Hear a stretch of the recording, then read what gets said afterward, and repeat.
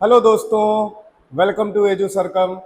मैं आपका अनुपम भैया आज आपके लिए लाया हूँ चैप्टर 3 का दूसरा टॉपिक, जिसमें हम कवर करेंगे combination of resistances, electric cell and उसके कॉम्बिनेशन। फिर किरचॉफ लॉ देखेंगे और इसके एप्लीकेशंस देखेंगे। तो आज टॉपिक 2 में हमारे पास इतना रहेगा कंटेंट। हमने टॉपिक 1 में पढ़ा था करंट के बारे में, ओम्स लॉ के बारे में और रेजिस्टेंसेस के बारे में, है ना। रेजिस्टेंस का अगर हम फॉर्मूला देखें तो क्या आया था, R equals to V upon I. ये ओम्स लॉ के हिसाब से ये रेजिस्टेंस आया था V अपॉन आई, जिसका यूनिट क्या था, वोल्ट पर एम्पियर, या इसी को हमने क्या बोला था, ओम। ठीक है, तो ये हो गया था रेजिस्टेंस। और रेजिस्टेंस को हमने नोट किससे किया था, इस तरह से हम उसको प्रदर्शित करते हैं किसी सर्किट में। ये तुम्हारा क्या हो गया, रेजिस्टेंस। ऑब्वियस सी बात, अगर ये रास्ता सीधा होता तो ये चार्ज तुरंत मूव कर जाता। रेजिस्टेंस मतलब क्या है, offered by the atoms and ions of the material. जो भी मटेरियल आप यूज कर रहे हो उसका कुछ ना कुछ रेजिस्टेंस होगा। इसके बाद में अब हम देखेंगे कि कॉम्बिनेशन कैसे हो सकता है। मान लिया हमारा टॉपिक रहेगा कॉम्बिनेशन ऑफ रेजिस्टेंसेस।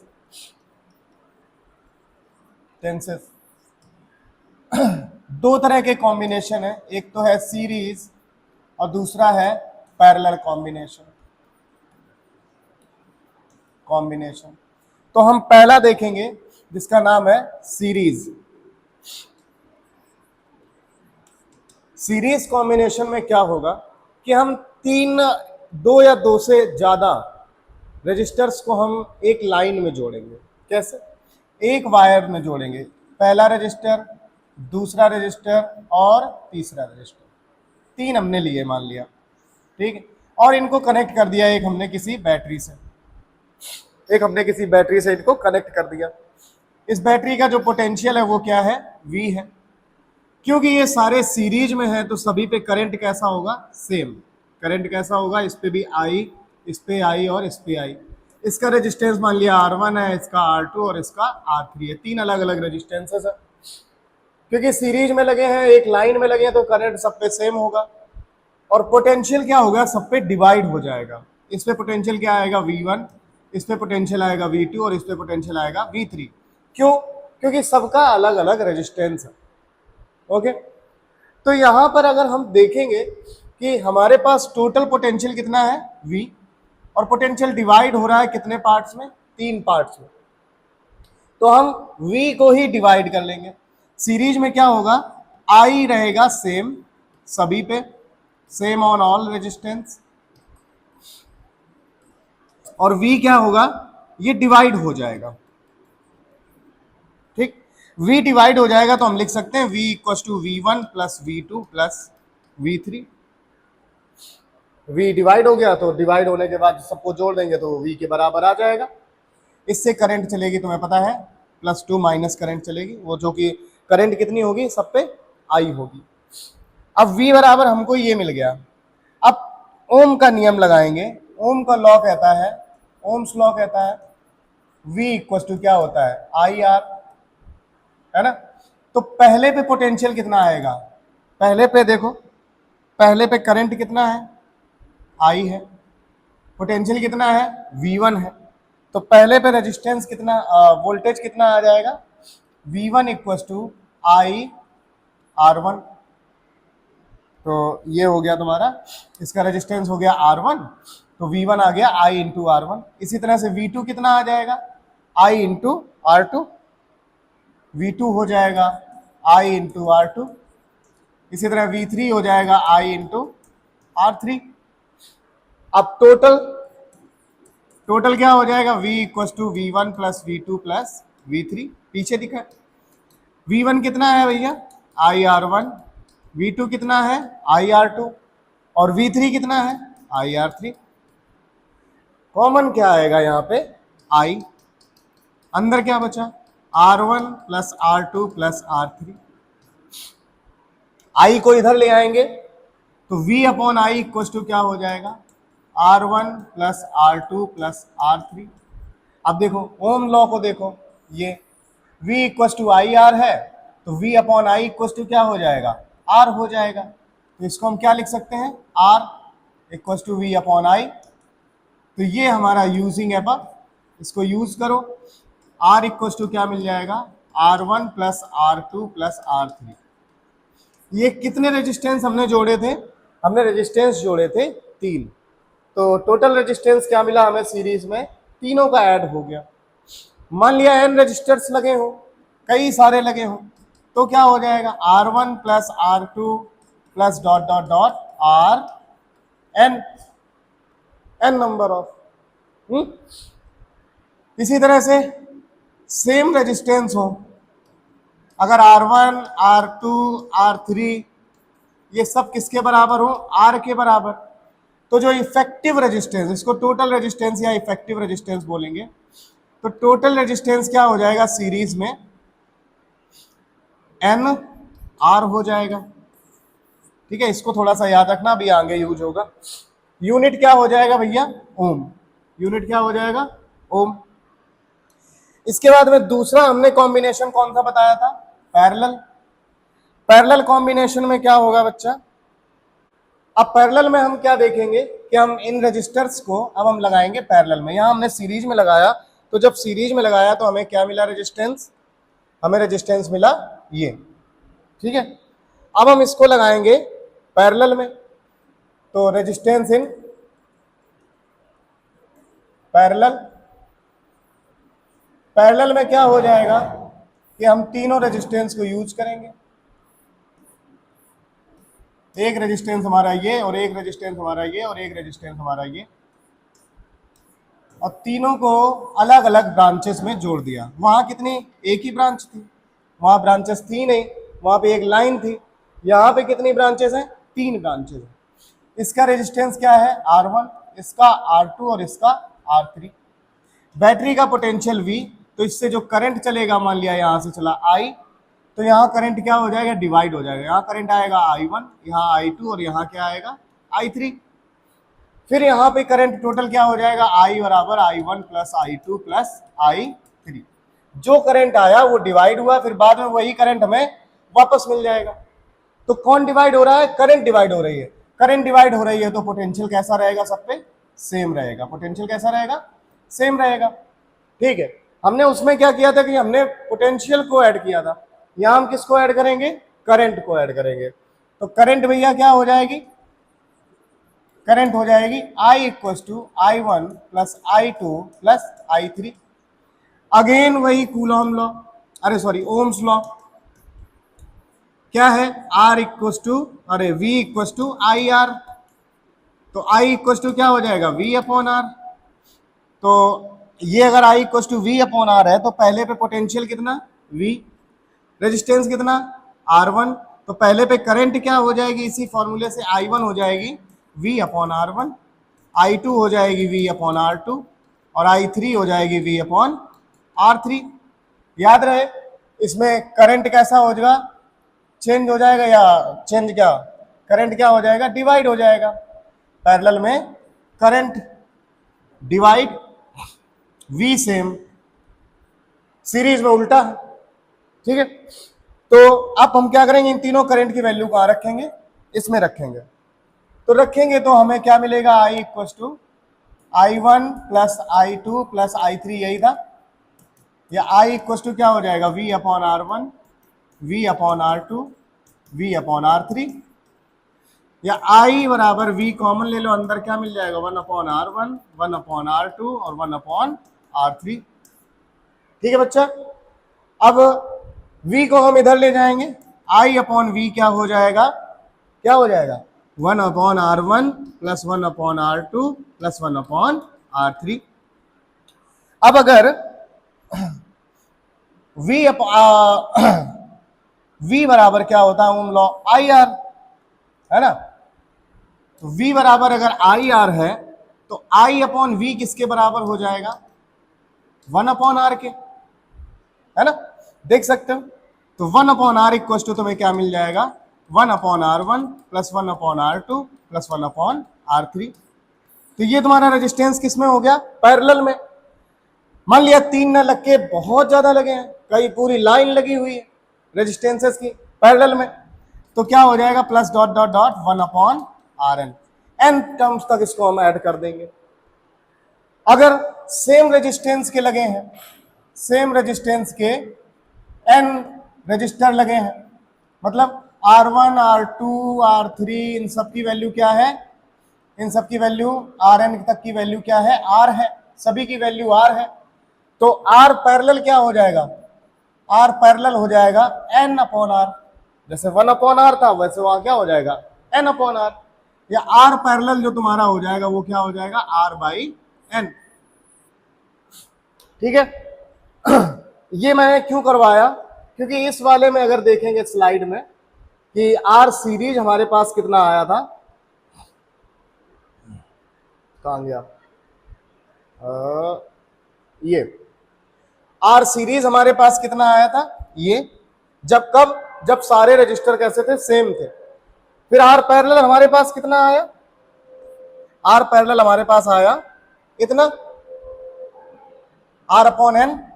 तो इन दोनों को अगर हम R सीरीज क्या आया हमारा? NR, और R पैरेलल हमारा क्या आया? R पैरेलल हमारा क्या आया? R/n। R/n। तो अगर हम R series divided by RP कर दें तो क्या हो जाएगा? NR divided by R/n।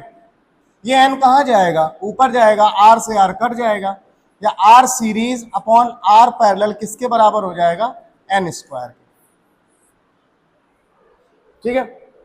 तो आप देख सकते हो कि ये इसका रेशियो हो जाएगा अगर सीरीज टू पैरेलल पूछेगा तो इस तरह से हमने कॉम्बिनेशन ऑफ रजिस्टर देख लिए। कितने टाइप के हो गए? 2 टाइप के।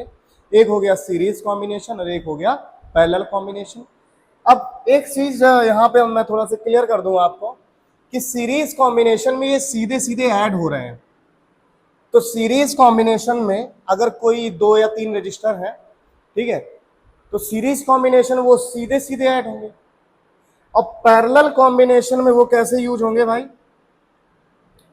पैरेलल अगर कॉम्बिनेशन होगा तो वो डिवाइड में ऐड होंगे, है ना। तो कौन ज्यादा होगा? कौन ज्यादा होगा?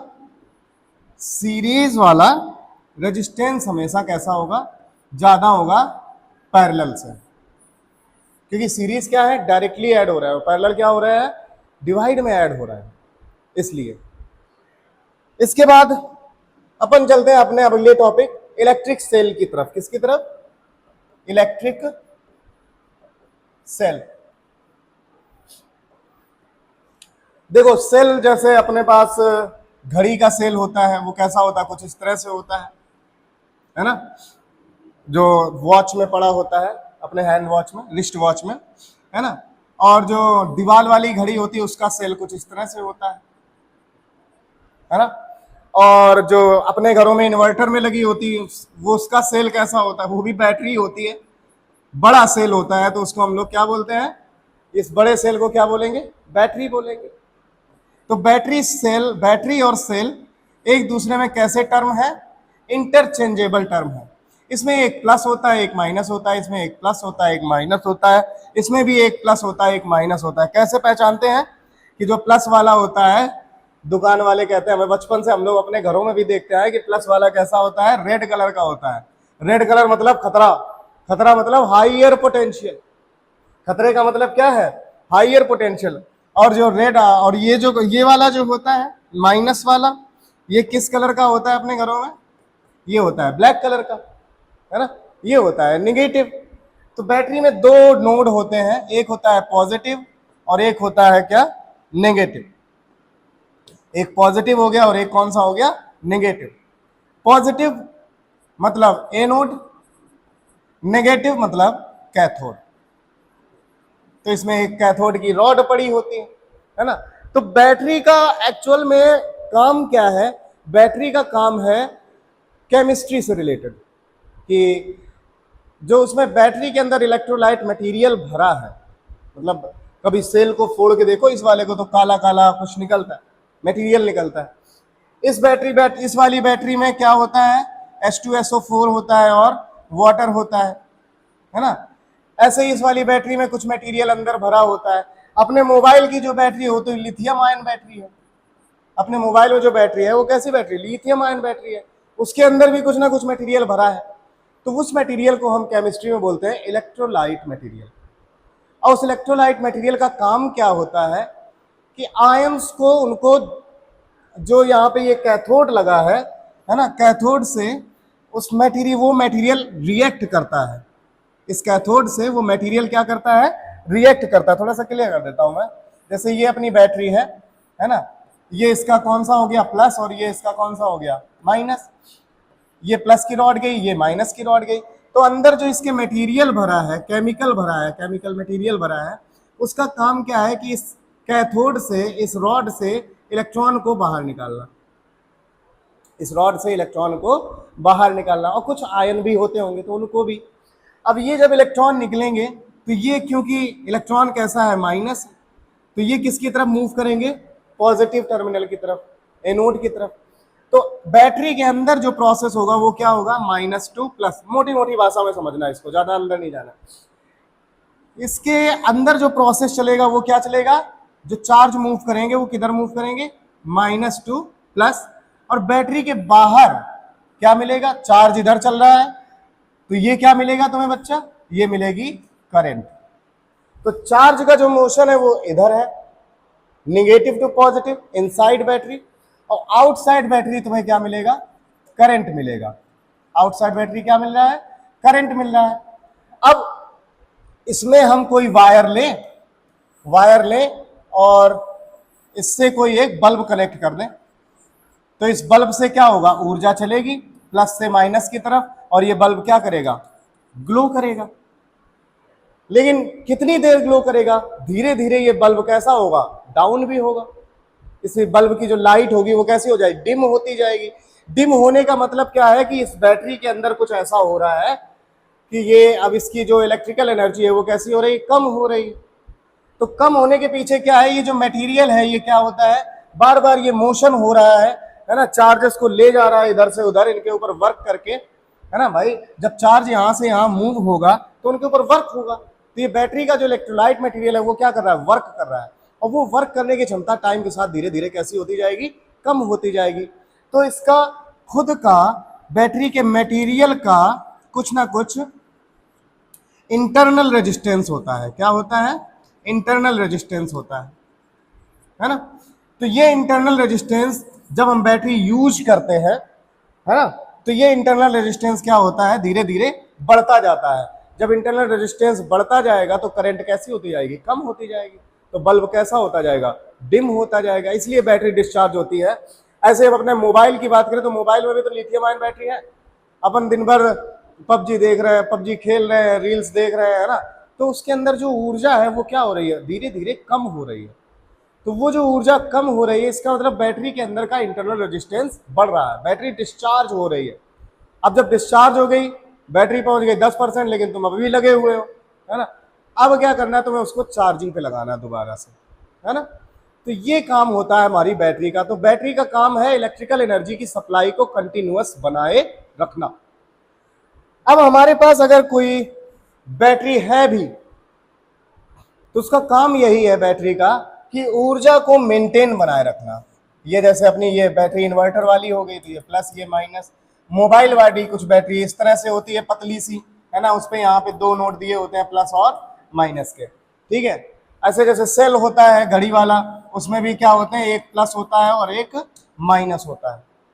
अब चलेंगे पहले चैप्टर में कि इस बैटरी को जब हम खरीदते हैं तो बोलते हैं कि ये 12 वोल्ट की बैटरी है, ये बोलते हैं 1.5 वोल्ट की बैटरी है, ये बोलेंगे 2 वोल्ट की बैटरी है ना। तो इन बैटरीज का ये क्या है, ये क्या है, ये जो है ये बैटरीज का पोटेंशियल डिफरेंस है। क्या है, पोटेंशियल डिफरेंस। मतलब जो प्लस वाला है और माइनस वाला है, इनके बीच में इतना डिफरेंस है। सपोज करो ये है 36 वोल्ट पे, इसका जो पोटेंशियल है वो 36 वोल्ट है, और इसका जो पोटेंशियल वो 24 वोल्ट है, तो जो पोटेंशियल डिफरेंस हो जाएगा वो कितना हो जाएगा 30 माइनस 20, तो ये बैटरी कितने वोल्ट की हो गई 12 वोल्ट की। सोचो कि अगर ये भी 24 होता, ये वाला पोटेंशियल भी 24 होता प्लस वाला, और माइनस वाला भी 24 होता, तो पोटेंशियल डिफरेंस कितना होता भाई 24 माइनस 24 इक्वल्स टू 0।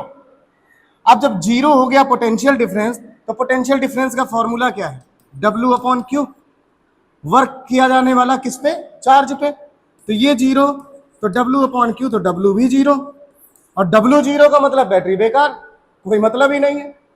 जब चार्ज एक जगह से दूसरी जगह मूव ही नहीं होगा, है ना, तो उसके अगेंस्ट में करंट मिलेगी ही नहीं, है ना।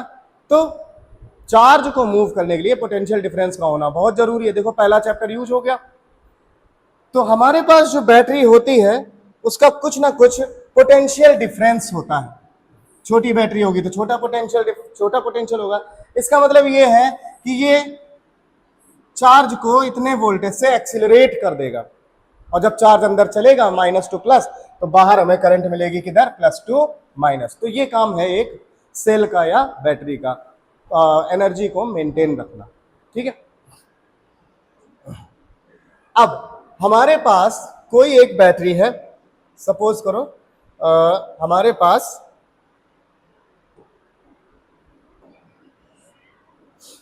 पास कोई एक बैटरी है, ठीक।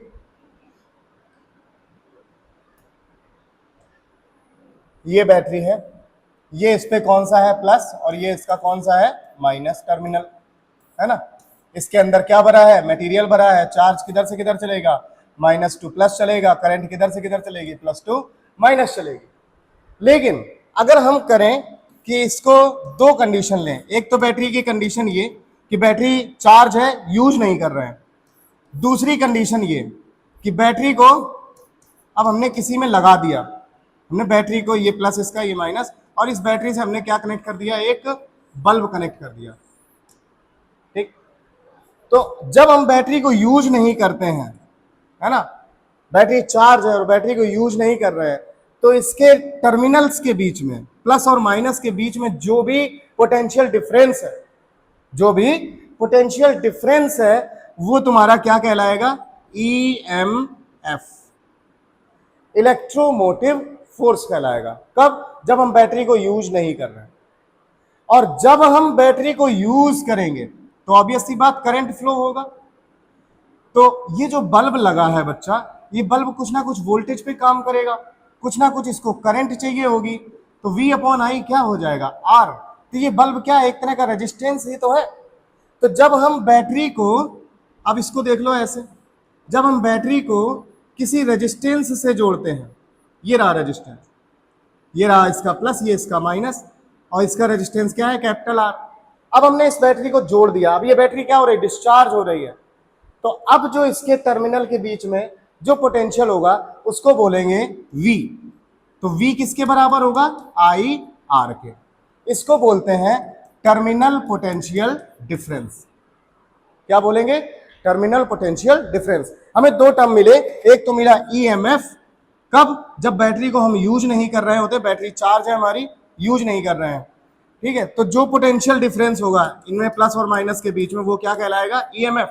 लेकिन जब हम बैटरी को यूज करेंगे तो इस रेजिस्टेंस के अक्रॉस एक पोटेंशियल जनरेट होगा, जिसको हम लोग कौन सा रेजिस्टेंस बोलेंगे टर्मिनल पोटेंशियल डिफरेंस बोलेंगे, उस जो रेजिस्टेंस के अक्रॉस होगा।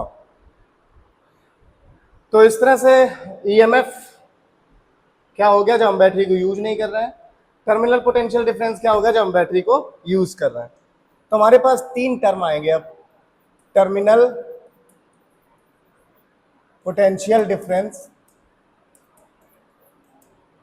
जिसको हम V से नोट करेंगे, है ना, EMF जिसको हम E से नोट करेंगे, और एक मैंने बहुत पहले बताया था, इधर देखना, कि बैटरी डिस्चार्ज क्यों होती है, क्योंकि उसका इंटरनल रेजिस्टेंस टाइम के साथ बढ़ता जाता है। जैसे जैसे हम इसको यूज करते हैं तो उसका इंटरनल रेजिस्टेंस बढ़ता जाता है मटेरियल की वजह से, है ना। तो वो बैटरी का इंटरनल रेजिस्टेंस होगा, इंटरनल रेजिस्टेंस जिसको हम किससे नोट करेंगे, स्मॉल आर से। ये बैटरी के अंदर के मटेरियल का रेजिस्टेंस है जिसकी वजह से बैटरी डिस्चार्ज होती है। तो एक बात देखना बच्चा, इन तीनों में हमें एक रिलेशन निकालना है? ईएमएफ किसके बराबर है जब हम बैटरी को यूज नहीं कर रहे हैं? बैटरी क्या लिखेंगे, बैटरी या सेल नॉट इन यूज। ये कब है, जब इन यूज, जब बैटरी हम प्रयोग कर रहे हैं।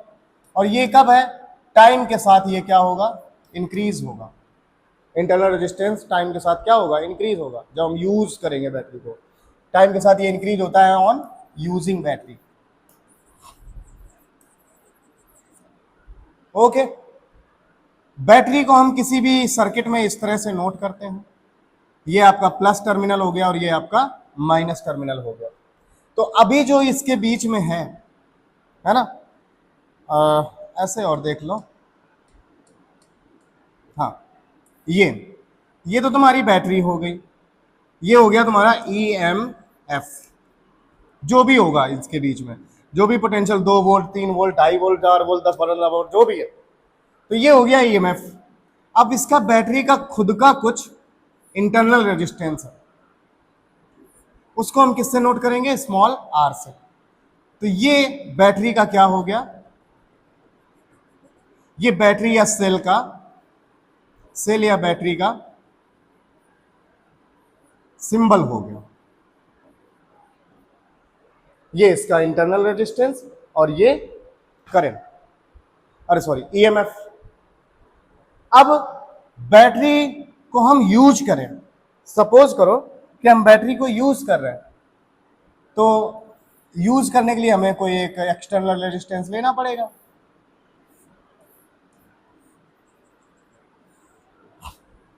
ये उसका क्या हो गया, EMF। ये उसका क्या हो गया, इंटरनल रेजिस्टेंस। ये क्या हो गया, टर्मिनल पोटेंशियल, है ना। इस पे क्या जनरेट होगा, टर्मिनल पोटेंशियल। और इसकी वैल्यू क्या है, R। ये बल्ब हो सकता है, पंखा हो सकता है, टीवी हो सकता है, तुम्हारे मोबाइल का स्क्रीन हो सकता है ना, कुछ भी हो सकता है।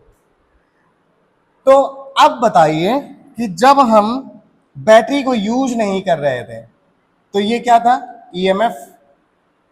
अब हम बैटरी को यूज कर रहे हैं, ये क्या है, टर्मिनल पोटेंशियल डिफरेंस। तो ये बड़ा होगा या ये बड़ा होगा, कौन ज्यादा होगा, E बड़ा होगा या V बड़ा होगा यूज करने के केस में? कमेंट में जरा सोच के भी बताना। वैसे मैं बता दे रहा हूं कि जब हम बैटरी को यूज नहीं कर रहे थे तो E था जो कि ज्यादा ही होगा, और V जो है जब हमने कनेक्ट किया, यूज किया, तब आया है। लेकिन क्योंकि इससे करंट जो चलेगी वो इंटरनल रेजिस्टेंस से भी गुजरेगी, क्योंकि पूरी बैटरी तो ये है ना, तो इसका भी तो कुछ ना कुछ वोल्टेज होगा इंटरनल जो खपत जाएगा। V बराबर EMF माइनस IR। भाई EMF कब था, जब बैटरी कनेक्ट नहीं थी। वोल्टेज कब है, जब बैटरी कनेक्ट करी तो बैटरी का इंटरनल रेजिस्टेंस भी होगा, उसमें से माइनस होगा, है ना। तो V इक्वल टू क्या आ गया, EMF माइनस IR, या V इक्वल टू तुम्हें क्या मिल गया, E माइनस IR। ये आपका क्या हो गया, टर्मिनल पोटेंशियल डिफरेंस। और ये टर्मिनल पोटेंशियल डिफरेंस हमेशा कैसा होगा, V will be less than E। और कितनी वैल्यू लेस होगा, इतनी। ये कब है, जब हम बैटरी को यूज कर रहे हैं। क्या कर रहे हैं, बैटरी को यूज कर रहे हैं, है ना। वही अगर हम बैटरी को चार्ज कर रहे होते, मोबाइल चार्ज करने पे लगा दिया है ना, तो मोबाइल चार्ज करने पे लगाने पे क्या होगा, ये हो जाएगा V बराबर E प्लस IR। अब ये रेजिस्टेंस क्या होने लगेगा, कम होने लगेगा। कम होने का मतलब निगेटिव होगा, निगेटिव निगेटिव क्या हो जाएगा, पॉजिटिव। तो अब ये बैटरी क्या हो रही है, चार्ज हो रही है। सोचो अगर ये ना होता तो हम एक बार बैटरी चार्ज करते और यूज करते रहते। मोबाइल एक बार चार्जिंग पे लगाते, उसके बाद में उसको यूज करते रहते, रील्स देखते, इंस्टा देखते, पबजी देखते, जो देखते वो देखते। लेकिन क्योंकि उसके अंदर मटेरियल भरा हुआ है, अब वो मटेरियल का काम क्या है, ऊर्जा को मेंटेन रखना, है ना। तो इसीलिए उसका इंटरनल रेजिस्टेंस कुछ ना कुछ होता है। तो चार्जिंग का ही और डिस्चार्जिंग का ही केस लेंगे तो हमने क्या किया, इसको यहाँ लगा दिया एक इस तरह से, देखना ये सेल हो, बैटरी हो गई तुम्हारी, इसका इंटरनल रेजिस्टेंस आर, ईएमएफ क्या हो गया ई, और पोटेंशियल क्या आया, इस रेजिस्टेंस पे कितना आया, आर आया, ठीक है। तो V क्या हो जाएगा इस केस में, E minus I are. V कितना हो जाएगा बच्चा, यहाँ पे देखो करंट कितना चल रहा है I, तो V हो जाएगा आई आर बराबर E माइनस आई आर, ये कैपिटल आर है जो तुमने लगाया हुआ है एक्सटर्नल, तो ये क्या हो जाएगा I R plus I R बराबर E। इसको इधर ले आओ, या I कॉमन ले लो तो क्या हो जाएगा R प्लस आर बराबर E, या I कितनी आ गई बैटरी से, करंट कितनी निकलेगी R प्लस स्मॉल r, ये हो गई तुम्हारी current drawn from the battery, ठीक है, current drawn from the battery. तो ये करंट देख रहे हो किस पे डिपेंड कर रही है, ईएमएफ पे और टोटल रेजिस्टेंस पे। ये और ये कैसे हो गए दोनों, ये और ये दोनों कैसे हो गए सीरीज। इसके बाद अब हम देखेंगे ग्रुपिंग ऑफ सेल्स। दो तरह की ग्रुपिंग होगी, सीरीज और पैरेलल। सीरीज में क्या होगा, पहले हम देखते हैं सीरीज को, है ना, सीरीज ग्रुपिंग या सीरीज कॉम्बिनेशन ऑफ सेल, है ना। सीरीज कॉम्बिनेशन में हम सेल्स लेंगे और इनका इंटरनल रेजिस्टेंस, फिर सेल्स ली, फिर इंटरनल रेजिस्टेंस, फिर इस तरह से सेल ली, इसका इंटरनल रेजिस्टेंस, और इस तरह से कई सारी जुड़ी हुई है, ठीक है, एन जुड़ी हुई है। और ये सब किससे जुड़ी हैं, किसी रेजिस्टेंस से। किससे जुड़ी हुई हैं, किसी एक्सटर्नल रेजिस्टेंस से। इससे कुछ मिला के हम चला रहे हैं, जैसे नहीं घर में क्या करते हैं, 2-3 बैटरी जोड़ देते हैं और फिर उससे कुछ चलाते हैं, तो ये हो गया कैपिटल आर। ये बैटरीज का ईएमएफ क्या है, ई ई ई और ई। इंटरनल रेजिस्टेंस क्या है सबका, ये है, ठीक है। इंटरनल रेजिस्टेंस भी कैसा है, सेम है, शिवम। तो अगर हम सारी बैटरीज का ई देखें तो नेट ईएमएफ क्या आएगा बच्चा, नेट ईएमएफ आएगा एन ई। और नेट रेजिस्टेंस अगर देखें, नेट रेजिस्टेंस देखें तो वो कितना आएगा, कितनी बैटरीज लगी, एन बैटरीज है, तो सबका ये क्या हो जाएगा N R plus capital R, ठीक है। तो ये हो गया ईएमएफ, ये हो गया रेजिस्टेंस। तो आई करंट क्या हो जाएगी, करंट किधर होगी, इधर, इस तरह से। तो जो करंट होगी आई बराबर क्या होता है, वोल्टेज अपॉन रेजिस्टेंस। ईएमएफ क्या है, वोल्टेज ही तो है, तो ईएमएफ अपॉन नेट, इसको लिख सकते हो ऐसे, net EMF upon net resistance. तो नेट ईएमएफ कितना है बच्चा, नेट ईएमएफ हो गया तुम्हारा N E upon net resistance कितना है एन आर प्लस आर। तो ये तुम्हारी हो गई करंट, कब, जब आपका जो सीरीज कॉम्बिनेशन ऑफ सेल्स है वो सेम ईएमएफ की हैं और सेम उनका इंटरनल रेजिस्टेंस है, ठीक है। तो ये उसका हो गया करंट, ओके। ये हो गया नेट ईएमएफ, ये हो गया नेट रेजिस्टेंस। इसी तरह से हम पैरेलल वाला देखेंगे, पैरेलल कॉम्बिनेशन। इसमें क्या लेंगे हम, सेल्स लेंगे, ये सारी सेम लेंगे और इनको सबको कनेक्ट कर देंगे हम किससे, आर से, एक्सटर्नल रेजिस्टेंस से, है ना। तो मान लिया इसका भी ईएमएफ ई है, इसका भी ईएमएफ ई है, इसका भी ईएमएफ ई है। ऐसे कितनी सेल जुड़ी हैं, एन सेल जुड़ी हैं। कितनी जुड़ी हैं, एन। इसका रेजिस्टेंस इंटरनल आर है, आर है, आर, तो सभी हो जाएंगी बैटरीज। तो क्योंकि ये सारी बैटरीज किसमें लगी हैं, पैरेलल में, सारी बैटरीज पैरेलल में लगी हैं। क्या हो गया, ठीक है। तो इनसे करंट निकलेगा जो इससे फ्लो होगा, तो नेट ईएमएफ क्या हो जाएगा, हो जाएगा ई, क्योंकि सब पे क्या है ईएमएफ सेम रहेगा, है ना, पैरेलल में है। और नेट रेजिस्टेंस क्या हो जाएगा, पूरे सर्किट का नेट रेजिस्टेंस। ये सब किस में लगे हैं? पैरेलल में लगे हैं। तो पैरेलल के लिए क्या हो जाएगा? बोलो, R अपॉन N और प्लस R, ये हो गया नेट रेजिस्टेंस। तो करंट कितनी हो जाएगी? करंट थ्रू R क्या हो जाएगी current? I equals to net EMF upon net resistance. So R upon N plus R, ये हो गई करंट जब इस तरह से पैरेलल में सेल्स आपकी जुड़ी हुई होंगी। तो इसमें हमने देखा कि दोनों सीरीज और पैरेलल में कि यहाँ पे जो बैटरीज के EMF थे वो क्या थे? सेम थे, और इंटरनल रेजिस्टेंस भी सेम था। ऐसा ही हमने पैरेलल में भी देखा कि EMF भी सेम था और इंटरनल रेजिस्टेंस भी सेम था। अब हम ऐसी बैटरीज लेंगे जिनमें इंटरनल रेजिस्टेंस और EMF डिफरेंट डिफरेंट होगा, है ना। तो उसको देखते हैं। मान लिया हमारे पास एक ये बैटरी है, ये इसका इंटरनल रेजिस्टेंस हो गया, ये बैटरी हो गई E1, और इसी तरह से दूसरी बैटरी है, ये इसका इंटरनल रेजिस्टेंस हो गया, ठीक है। ये बैटरी हो गई तुम्हारी E2, इसका इंटरनल रेजिस्टेंस R1 है और इसका इंटरनल रेजिस्टेंस R2। अब ये दोनों बैटरीज क्या है? ये दोनों बैटरीज अलग अलग EMF की हैं और अलग अलग रेजिस्टेंसेस की हैं, इंटरनल रेजिस्टेंस इनका अलग अलग है।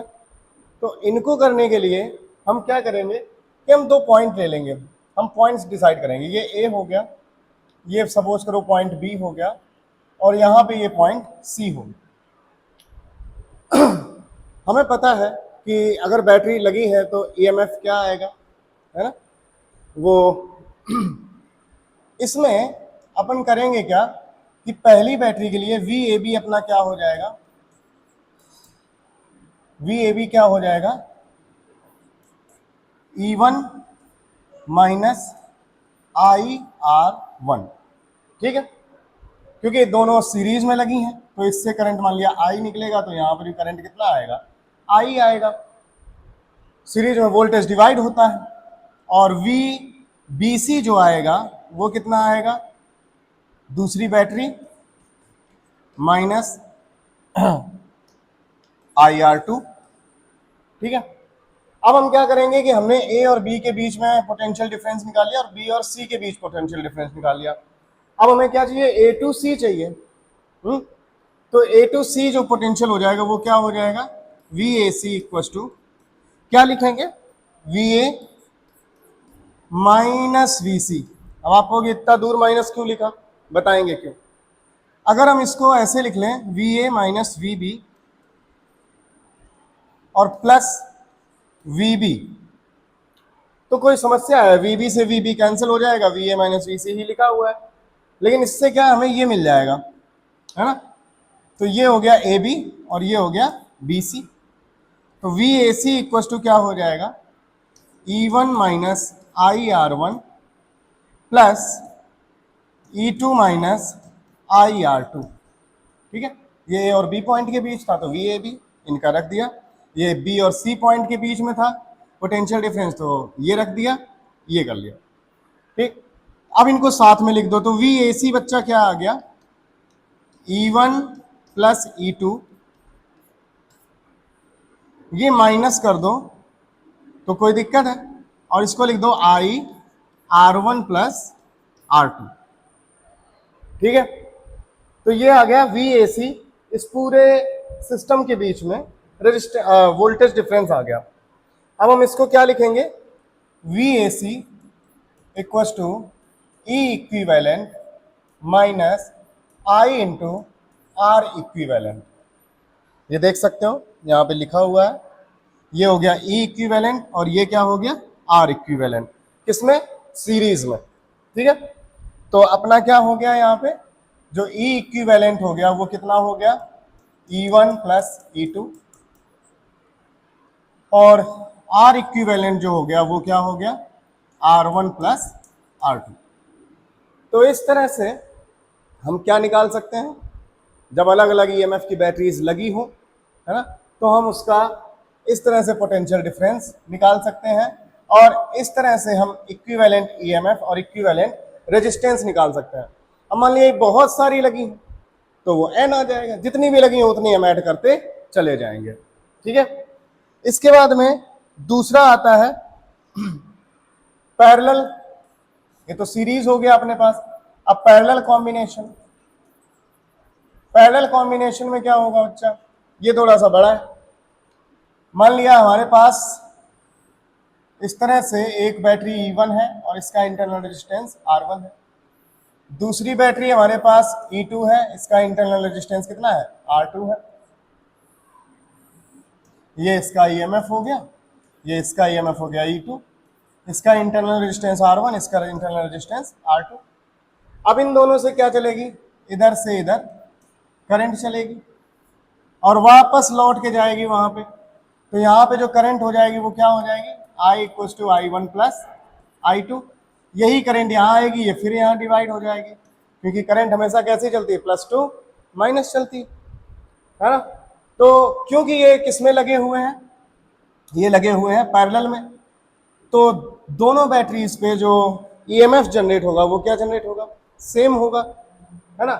तो ईएमएफ सॉरी जो पोटेंशियल डिफरेंस जनरेट होगा वो सेम जनरेट होगा, है ना। तो फॉर E1 पोटेंशियल डिफरेंस क्या मान लिया, V1। ठीक है, वो क्या हो जाएगा, E1 माइनस IR1, जैसे हमने अभी पिछली स्लाइड में किया था, ये देखो, है ना। इसी तरह से V2 क्या हो जाएगा, E2 माइनस IR2। लेकिन यहां पे क्या होगा कि इससे करंट कितना आ रहा है, I1, और इससे करंट कितना आ रहा है, I2। ठीक है, तो यहां पे क्या हो जाएगा, I1 R1, यहां पे क्या हो जाएगा, I2 R2। ठीक है, अब ये दोनों क्योंकि किसमें लगा हुआ है मामला, ये लगा हुआ है पैरेलल में, तो ये दोनों सेम हो जाएंगे। ठीक है, तो अगर हम पहले में करंट निकालें, ठीक है, करंट इन या current due to first E1 cell क्या हो जाएगा, I1 ये है I1 R1, इसको इधर ले आओ, इसको उधर भेज दो, क्या हो जाएगा, E1 माइनस V, क्योंकि V1 और V2 कैसे हैं, एक दूसरे के इक्वल है, पोटेंशियल सेम रहेगा दोनों के ऊपर। तो E1 माइनस V या I1 इक्वल टू क्या मिल जाएगा, E1 minus V upon R1। ठीक है, देख सकते हो इसी से किया हुआ है। सिमिलरली I2 क्या मिल जाएगा, E2 minus V upon R2। अब क्योंकि ये पैरेलल में लगे तो पैरेलल में करंट डिवाइड होता है, तो करंट क्या करेंगे हम, ये करंट का हम करंट को ऐड कर देंगे। तो जब ऐड करेंगे बच्चा तो क्या हो जाएगा, I equal to I1 plus I2, या I इक्वल टू क्या हो जाएगा, इससे देखो I1 कितना है, E1 minus V upon R1। तो क्या हो जाएगा, E1 minus V upon R1 plus E2 minus V upon R2। कोई समस्या इसमें नहीं होनी चाहिए। या अब इसको क्या कर सकते हैं,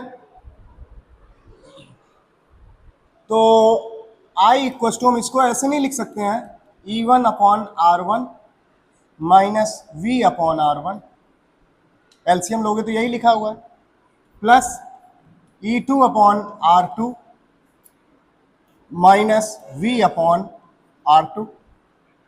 सही है, बैटरी बैटरी ईएमएफ एक तरफ कर लो, या I इक्वल टू क्या आ जाएगा, E1 upon R1 plus E2 upon R2, ये एक साथ हो गए।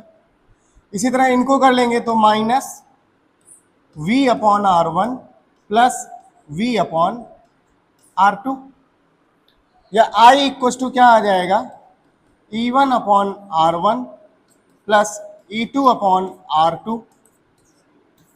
इधर क्या बच्चा कॉमन आ जाएगा, V, क्या बचेगा 1/r1 प्लस 1/r2। इतनी बात समझ में आती है। अब हमें क्या निकालना है, हमें निकालना है v निकालना है ना। तभी तो हम उसकी इक्वेशन बना पाएंगे इक्विवेलेंट की, जैसे हमने इसमें बनाई थी। कहाँ गया, जैसे हमने इसमें बनाई थी, v निकाल लिया था, फिर हमने e इक्विवेलेंट और r इक्विवेलेंट कर लिए थे। ऐसे ही इसमें भी करना है। अब क्या करेंगे, v को इधर भेज देंगे और i को इधर ले आएंगे, तो क्या हो जाएगा v 1/r1 प्लस 1/r2 बराबर e1/r1 plus e2/r2 minus i। इतने तक किसी को कोई प्रॉब्लम नहीं होनी चाहिए, सीधा सीधा मैथमेटिकल कैलकुलेशन है।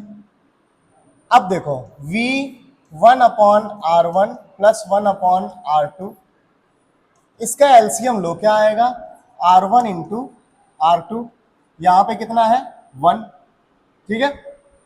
तो अगर हम इसका एलसीएम लेंगे इन दोनों का, तो क्या हो जाएगा बच्चा, ये e1 into r2 plus e2 into r1 minus i, ठीक है। इतने का लिया है, इतने, है ना। या अब ये जो है ये किस में है, इधर मल्टीप्लाई में है, उधर जाएगा किस में हो जाएगा बच्चा, डिवाइड में हो जाएगा। इसको भी लिख लो, ये क्या हो जाएगा r1 plus r2 upon r1 into r2 equals to e1 r2 plus e2 r1 upon r1 into r2 minus i। Clear है।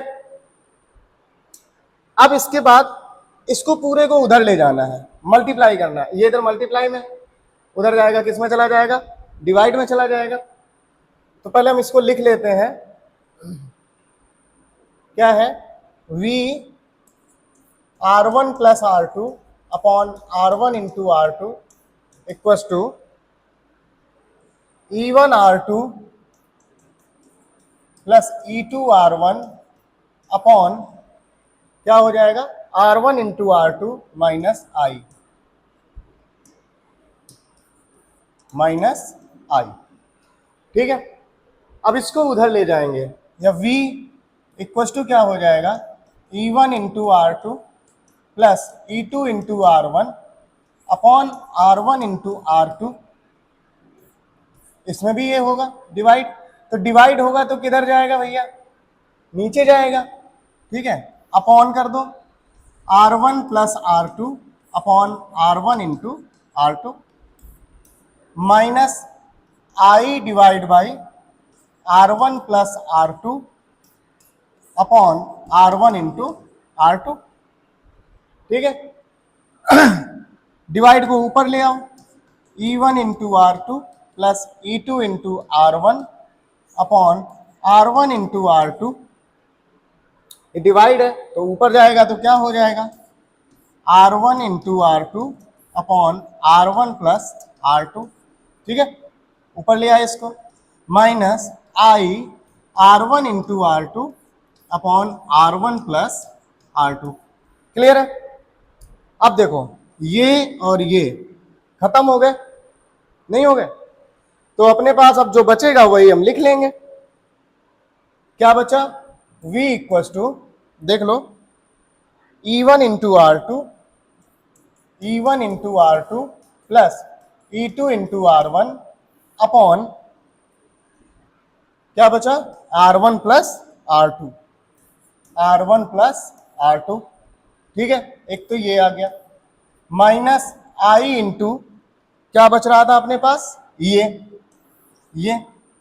तो क्या हो जाएगा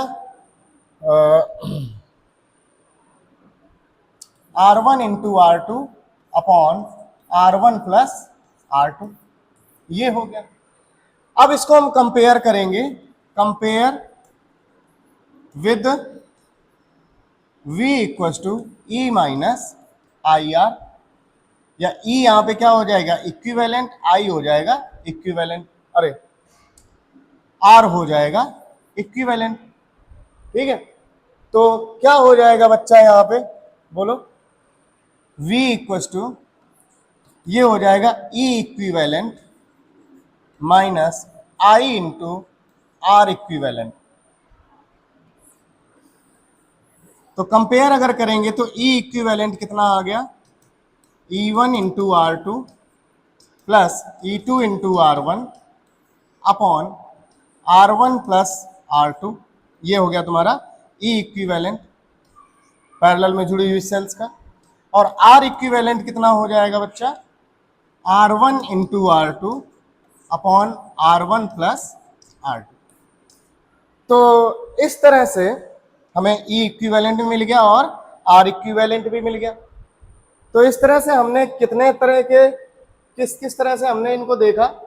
पहले जो हमने कॉम्बिनेशन देखा वो क्या देखा कि सीरीज में देखा, और दोनों के सभी सेल्स के ईएमएफ सेम है और इंटरनल रेजिस्टेंस सेम है। फिर हमने पैरेलल में देखा, सभी सेल्स के ईएमएफ और इंटरनल रेजिस्टेंस सेम थे, तब हमारे पास आई ये है ना। इसके बाद में हमने दो अलग अलग सेल्स ली, है ना, ये इनका सेल्स इन सीरीज, इनको सीरीज में ऐड किया, तो सीरीज में हमको मिल गया ये मिला। इसी तरह से हमने दो सेल्स को पैरेलल में ऐड किया, तो हमें क्या मिल गया, हमें फाइनली जब हमने इतना सब कुछ सॉल्व किया तो हमें ये मिला। ठीक, अब कितनी भी सेल्स लगी हो हम यही मेथड का यूज करेंगे। ठीक है, तो इस तरह से cells in combination and cells का जो कॉम्बिनेशन होता है सीरीज और पैरेलल का वो खत्म हुआ, आप देख लो। ठीक है,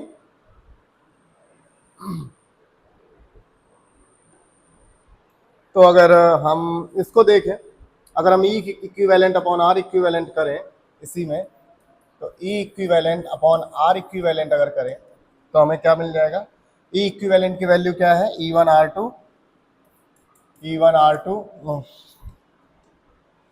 R2 plus E2 R1 upon R1 plus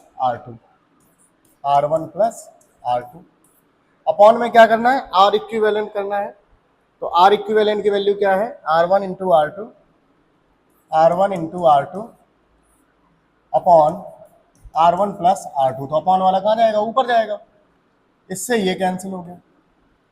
या E equivalent upon R equivalent क्या आ गया, इसको हम ऐसे लिख सकते हैं E1 R2 plus E2 R1 upon R1 into R2, या ऐसे भी लिख सकते हैं E equivalent upon R equivalent E1 R2 upon R1 into R2 plus E2 R1 upon R1 into R2।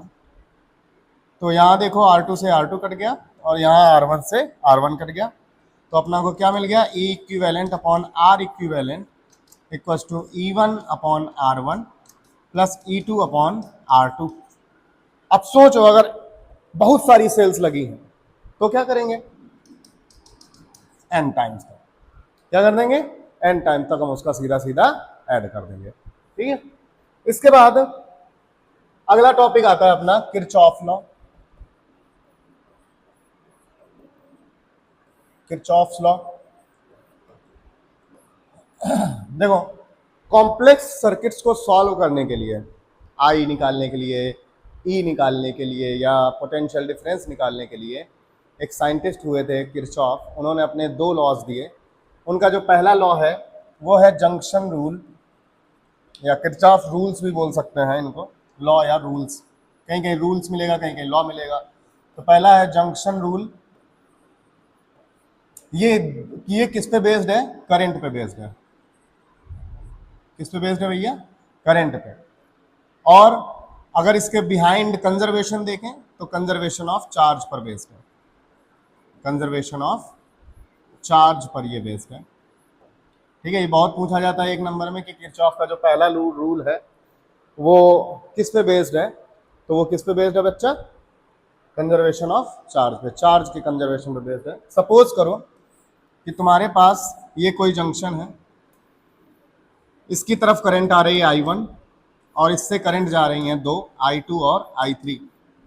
तो अगर हम इस जंक्शन पर किरचॉफ का रूल लगाएंगे, ये जंक्शन रूल लगाएंगे, तो ये रूल कहता है कि आने वाली करंट इक्वल टू जंक्शन से जाने वाली करंट, मतलब summation I would be equal to 0।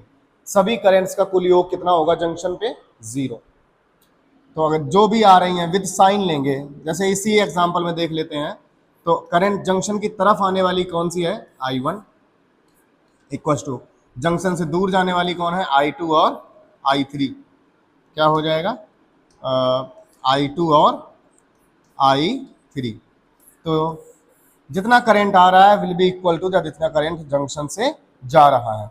अगर हम इसको ऐसे देखें तो इसको हम कैसे लिखेंगे? I1 minus I2 minus I3 equal to 0।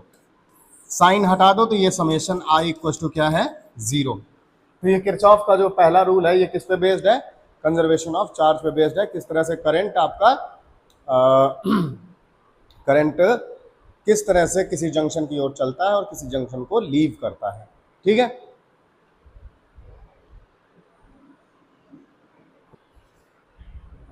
ठीक है। दूसरा जो इनका रूल है वो किरचॉफ का जो सेकेंड रूल है या किरचॉफ का जो सेकेंड लॉ है वो है लूप रूल। लूप रूल में ये कहते हैं कि किसी भी सर्किट में चाहे बैटरी लगी हो, चाहे रेजिस्टेंस लगा हो, चाहे कैपेसिटर लगा हो, चाहे कोई सा भी कंपोनेंट लगा हो, कोई सा भी कंपोनेंट लगा होगा तो उसके अक्रॉस क्या होगा? पोटेंशियल डिफरेंस होगा। तो जितना भी पोटेंशियल डिफरेंस होगा पूरे सर्किट का वो किसके बराबर होगा? 0 के। उनका सम ऑफ जो पोटेंशियल डिफरेंस होगा वो क्या होगा? 0 होगा। तो ये जो लॉ है ये based on conservation of energy है।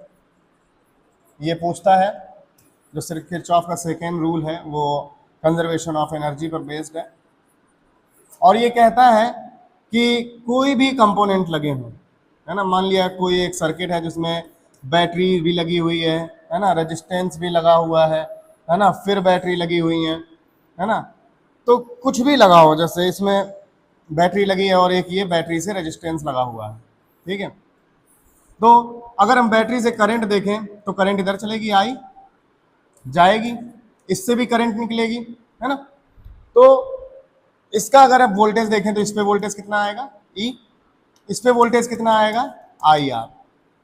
तो यहां पे वोल्टेज और यहां पे वोल्टेज, इन दोनों का वोल्टेज हम क्या कर देंगे? ऐड कर देंगे। तो जो भी ऐड करेंगे वो किसके बराबर होगा? Summation of V equal to 0। अब लूप रूल इसे क्यों कहते हैं? क्योंकि हम एक लूप सेलेक्ट करते हैं करंट की डायरेक्शन का। इसमें हमने ऐसे एक लूप बनाया, इस तरह से चल रहे थे। अब इसको अगर हम देखें, किरचॉफ लॉ इस पे लगाएं, ठीक है, तो जितने भी वोल्टेज होंगे, जितने भी कंपोनेंट, यहाँ पे ये बैटरी लगी थी तो ई ले लिया, ये लगा था, तो इन सब का सम क्या होगा? इक्वल टू 0 होगा। इसमें आता है एक साइन कन्वेंशन। क्या आता है बच्चा? Sign convention. कुछ नहीं है, पहले हमें सबसे पहले इस रूल को अप्लाई करने से पहले हमें क्या सेलेक्ट करना पड़ता है? फर्स्ट हम सेलेक्ट करते हैं लूप, सेलेक्ट लूप। अब ये क्लॉकवाइज भी हो सकता है और एंटी क्लॉकवाइज भी हो सकता है। जैसे एक बहुत ही सिंपल सा एग्जांपल लेते हैं कि अगर हमारे पास ये कोई बैटरी है और इससे कोई ये रेजिस्टेंस लगा हुआ है, अब इस बैटरी से करंट किधर चलेगा? इधर चलेगा, आई, और बैटरी का जो ईएमएफ है वो ई है। तो high potential to low potential क्या चलेगा? करंट चलेगा। जब इसका पोटेंशियल ई है ना, तो इस पे टर्मिनल पोटेंशियल क्या आएगा रेजिस्टेंस पे? V बराबर आई आर, ओम लॉ से। अब हमने लूप सेलेक्ट किया है ना, क्या सेलेक्ट किया है? लूप सेलेक्ट किया है। तो हम किधर से चले बच्चा? +2 चले, है ना। तो E जो होगा वो कैसा होगा हमारा? E हम लेंगे किस में? प्लस में, क्योंकि हम करंट की दिशा में चल रहे हैं। और ये जो आया इसको हम किस में लेंगे? -IR में लेंगे, है ना। तो जो नेट वोल्टेज हो जाएगा पूरे सर्किट का वो क्या हो जाएगा? E प्लस माइनस IR, या वोल्टेज क्या हो जाएगा? E minus IR। ये इसका क्या हो गया? टर्मिनल पोटेंशियल हो गया बैटरी का। इसमें रूल हम कैसे फॉलो करेंगे कि अगर हमारी चलने की दिशा ये है, सपोज करना ये हमारी लूप के चलने की दिशा है और इसी दिशा में तुम्हें क्या मिल गया, रेजिस्टेंस मिल गया, ठीक। तो जो इस पे V होगा वो क्या होगा, माइनस आई आर, जैसा कि हमने यहां पे देखा था, ठीक है। इसी तरह से अगर हम चल इधर रहे हैं, हम इधर चल रहे हैं, इसमें क्या था, करंट ये है, हम चल भी इधर रहे हैं, ये हमारा पाथ है और ये हमारी करंट है, तो हमारा V क्या हो गया, माइनस आई आर। इसके बाद में ये हमारा पाथ है और इस पे जो करंट आ रही है वो ऐसे आ रही है, ये क्या आ रही है, करंट आ रही है, तो जो इस पे V आएगा वो क्या आएगा, प्लस आई आर। ये है हमारा साइन कन्वेंशन, ठीक। अगर बैटरी लगी होगी, हमारी चलने की दिशा ये है और बैटरी ऐसी पड़ गई, तो हम क्रॉस करके किस पे जाएंगे, माइनस पे, तो V बराबर हम क्या लेंगे, माइनस ही। देखो इसमें लिया था ऐसे, यहां पे प्लस लिया हमने क्योंकि चलते चलते क्रॉस करेंगे कि किस पे जाएंगे, प्लस पे, ठीक है। ऐसे ही अगर हम ऐसे चल रहे हैं, ठीक है,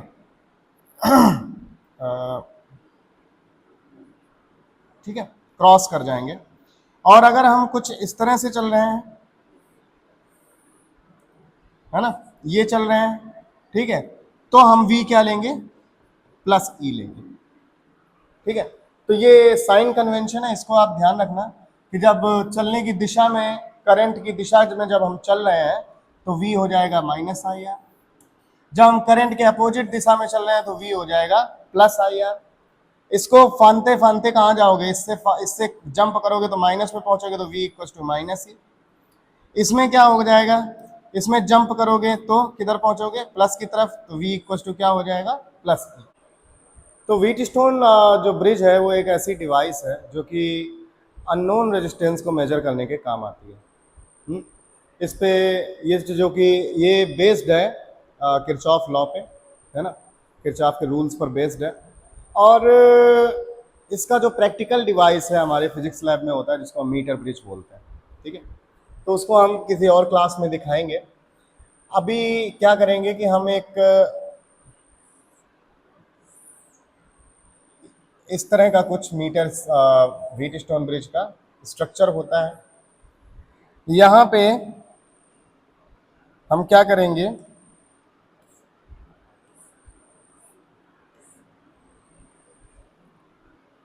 रेजिस्टेंसेस यूज करेंगे, रेजिस्टेंसेस यूज करेंगे। तो ये एक ये रेजिस्टेंस लगा दिया, एक ये लगा दिया। एडजेसेंट आर्म्स में हम क्या करेंगे, रेजिस्टेंस को यूज करेंगे। इसका नाम, इस रेजिस्टेंस की वैल्यू हो गई P, इसकी हो गई Q, इसकी हो गई R और इसकी हो गई S, ठीक है। अब इस पूरे सिस्टम को हम उठाकर एक बैटरी से कनेक्ट कर दें, ठीक है। इस बैटरी से कनेक्ट कर देंगे, ये इसका प्लस हो गया, ये क्या हो गया, इसका माइनस हो गया। तो जब बैटरी से कनेक्ट करेंगे बच्चा, तो होगा क्या कि यहां से करंट चलेगा और यहां आके करंट, इस जंक्शन पर आके करंट क्या होगा, डिवाइड हो जाएगा। इसमें करंट जाएगा I1 और इसमें करंट जाएगा I2। यहां पर हम एक गैल्वोमीटर लगाएंगे। व्हीटस्टोन ने क्या किया, एक गैल्वोमीटर लगाया और उन्होंने कहा कि ये व्हीटस्टोन ब्रिज जो है ये बैलेंस्ड कब होगा, ये बैलेंस्ड तब होगा जब गैल्वोमीटर से गुजरने वाली करंट कितनी होगी, जीरो होगी। जो गैल्वोमीटर से जो करंट होगी वो कितनी होगी, जीरो होगी, तब ये व्हीटस्टोन ब्रिज जो होगा वो बैलेंस्ड होगा। यहाँ पर हमें P, Q और R ये हमें पता होंगे। S जो है वो हमारा कैसा रेजिस्टेंस है, अननोन रेजिस्टेंस, हमें इसको फाइंड करना है। ऐसे ही, बिल्कुल ऐसा ही डिवाइस होता है जो मीटर ब्रिज पे इसी पे बेस्ड होता है, ठीक है। तो यहाँ से इसमें भी करंट जाएगा, ये गैल्वोमीटर का रेजिस्टेंस G हो गया, इससे भी करंट जाएगा और इससे जो करंट जाएगा वो कितना होगा, जीरो। कब, जब ब्रिज बैलेंस्ड होगा।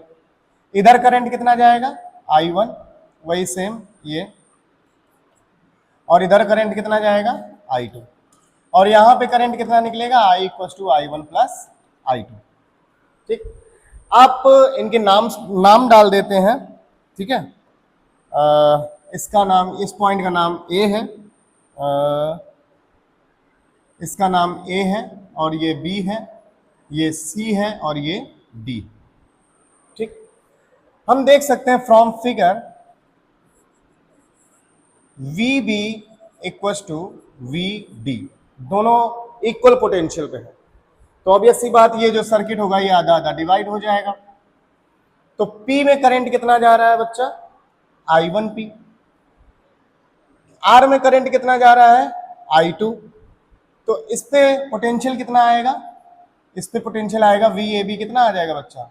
I1 into P। इस पे कितना आएगा? VAD,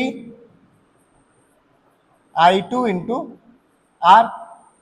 और ये दोनों कैसे हो जाएंगे? क्योंकि बीच में बैलेंस्ड है, तो ये दोनों एक दूसरे के कैसे हो जाएंगे? बराबर हो जाएंगे। तो VAB इक्वल टू क्या हो जाएगा? VAD। VAB कितना है? I1 इंटू P, और VAD कितना है? I2 into R। या I1 upon I2 equal to तुम्हें क्या मिल गया? R upon P। ठीक है, इधर तक कोई दिक्कत है आपको? R अपॉन P मिल गया। इसी तरह से अब इधर जाते हैं, तो इस पे, इस Q वाले पे कितना आएगा पोटेंशियल? VBC कितना आ जाएगा? I1 into Q। और VDC पे कितना आएगा? VDC कितना हो जाएगा? I2 into S। अब क्योंकि ये बीच में बैलेंस्ड है, यहाँ पे करंट जीरो, तो ये वाला पार्ट का भी जो पोटेंशियल होगा वो भी इक्वल होंगे एक दूसरे के। तो V क्या? BC बराबर VDC, VBC बराबर VDC। ठीक है, ये VBC कितना है? I1 into Q equal to, देखो इस पे पोटेंशियल कितना है? I2 into S, I2 into S। या I1 अपॉन I2 क्या आ गया बच्चा? S upon Q। ठीक है, यहां पे I1 अपॉन I2 क्या आया था? R upon P। ये और ये इधर का है मामला, और ये इधर का मामला पोटेंशियल। तो इक्वेट कर देंगे दोनों को, ऑन इक्वेटिंग, LHS दोनों के सेम है तो RHS को इक्वेट कर देंगे। यहां पे क्या है? R upon P equal to क्या हो जाएगा? S upon Q। नहीं हो जाएगा? तो इसको हम क्या लिख सकते हैं? इनका क्रॉस मल्टीप्लाई कर दो, तो RQ इक्वल टू क्या हो जाएगा? PS। या P upon Q equal to क्या हो जाएगा? P upon Q equal to क्या हो जाएगा? R upon S। देख रहे हो, सामने सामने वाली जो भुजाएं हैं, ये और ये और ये, इनके रेशियो कैसे आ रहे हैं? एक दूसरे के इक्वल आ रहे हैं। अगर हमें अननोन रेजिस्टेंस निकालना है, हमें P, Q और R दोनों, P, Q और R तीनों दिए गए होंगे, ठीक है, और अननोन रेजिस्टेंस फाइंड करना है, तो हम क्या करेंगे? S बराबर क्या हो जाएगा बच्चा? R into Q upon P। ठीक है, इससे हम क्या निकाल लेंगे? अननोन रेजिस्टेंस निकाल लेंगे। तो ये हो गया आपका व्हीटस्टोन ब्रिज। इसमें एक चीज याद रखनी है कि ये ब्रिज बैलेंस कब होता है? जब करंट थ्रो गैल्वेनोमीटर कितना होता है? 0 होता है, तब ये ब्रिज बैलेंस्ड होता है। और इसको दिया था, ये कॉन्सेप्ट दिया था व्हीटस्टोन ने। ओके, तो इसी के साथ अपना ये जो तीसरा चैप्टर है आज समाप्त होता है। जो हमारा लास्ट टॉपिक था वो भी हमारा कंप्लीट हो चुका है। न्यूमेरिकल्स की जो प्लेलिस्ट होगी वो मैं अलग दूंगा आपको, है ना। इसी तरह से हमारे चैनल के साथ आप सभी लोग जुड़े रहिए, ढेर सारा प्यार दीजिए, और अपने दोस्तों में, अपने घर परिवार में जो भी बच्चे हों, 12th में हो, 11th में हो, उनको ये प्लेलिस्ट शेयर कीजिए। बहुत बहुत धन्यवाद, नमस्कार।